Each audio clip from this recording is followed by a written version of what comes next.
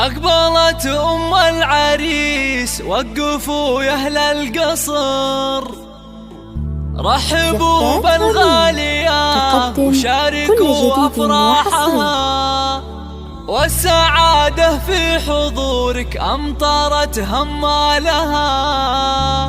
هاليوم فرحة ولدك، افرحي يا أغلى البشار، افرحي جعل السعادة عليكم فالها، افرحي جعل السعادة عليكم فالها.